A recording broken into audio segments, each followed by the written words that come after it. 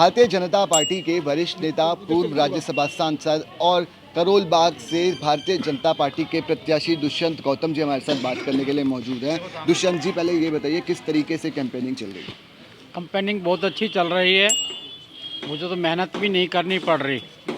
यहाँ का चुनाव करोल बाग की जनता लड़ रही है। वो लड़ रही है अपने हक के लिए, जो उनके मौलिक अधिकार हैं उनके लिए लड़ रही है। 12 साल हो गए इनको बने हुए। अभी देखिए 5 मिनट बारिश हुई है तो आप चल नहीं सकते रोडों पर, पानी भरा हुआ है। कभी दिन में 2 घंटे पानी आएगा तो ये पानी सीवर के द्वारा पीने के लिए मिलेगा। दिल्ली में 20,700 लोग मर चुके हैं गंदे पानी के पीने से। ये हालत है, सीवर ओवरफ्लो रहते हैं, पीने का पानी मिलता नहीं है। यहाँ ये वादा करते हैं कि हम स्कूल बनाएंगे, स्कूल बंद है इस विधानसभा में। वादा करते हैं वो मोदी जी 12 करोड़ घरों में शौचालय बनाएंगे, यहाँ शौचालय भी बंद है। वहाँ जब कोरोना काल था और कोरोना काल इस महामारी के अंदर जब हमारे बच्चों को दवाई की ज़रूरत थी, एक बच्चे के हाथ में एक बोतल के साथ में एक बोतल फ्री देने का काम कर रहे थे। जब हमें हॉस्पिटल चाहिए थे, ये शहंशाह आलम शीश महल बना रहे थे। तो ये सारी समस्या नृत्य क्या है, ये मार्केट है, ये पूरा देश का व्यापारी यहाँ पर आता है।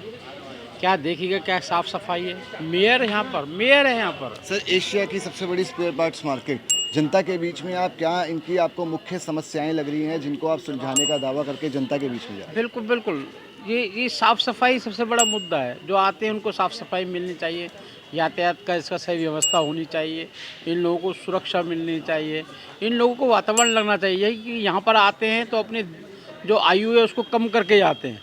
प्रदूषित दिल्ली है, प्रदूषण इतना होता है, सुबह तो घूम भी नहीं सकते। इन लोगों की कैसी हालत होती है, जब वापसी आते हैं तो सुकून महसूस करता है। पूरा देश और एशिया के लोग यहाँ पर आते हैं, जो वो फीचर लेके जाते हैं, उनके मन में ये होता है दिल्ली क्या है, ये तो नरक बनाई हुई है।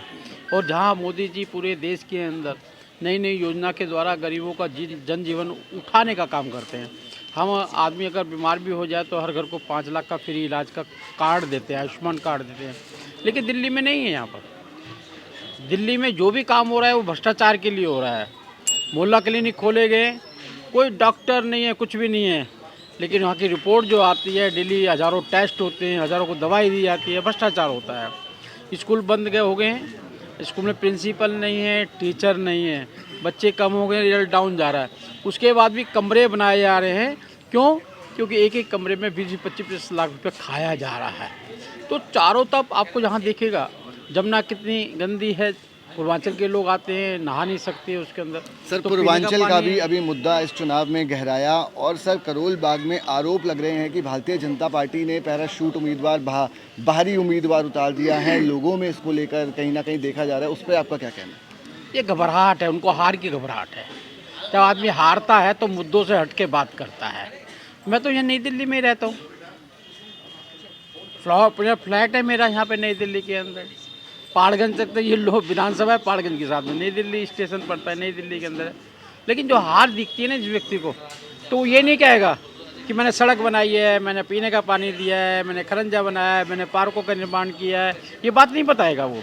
फिर वो दाएँ बाएँ की बात करेगा।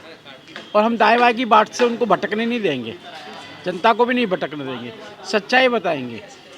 सर, पिछली 3 बार से करोल बाग सीट पे आम आदमी पार्टी का कब्जा है। लगातार जो 3 बार के विधायक है विशेष रवि, उन्हीं को चौथी बार मौका दिया गया है। कितनी बड़ी चुनौती मान रहे हैं?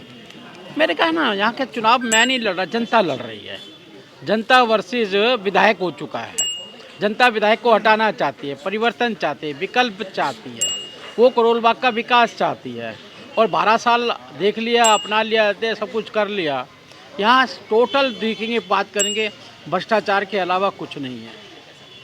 केजरीवाल बिल्कुल कॉपी, बिल्कुल भ्रष्टाचार जैसे केजरीवाल कर रहे हैं, वैसे ही जनता का जो उनके मौलिक अधिकार है वो ना देकर उसे भ्रष्टाचार ढूंढ कर अपने आप को सर, आखिरी सवाल, अगर करोल बाग की जनता इस बार बीजेपी से आपको मौका देती है तो ऐसे पहले कौन से 3 काम आपको प्रायोरिटी में लगते हैं? पूरे क्षेत्र में कैंपेनिंग आप कर रहे हैं, क्या समझ आता है कि इन 3 कामों पे सबसे पहले काम होना ज़रूरी है?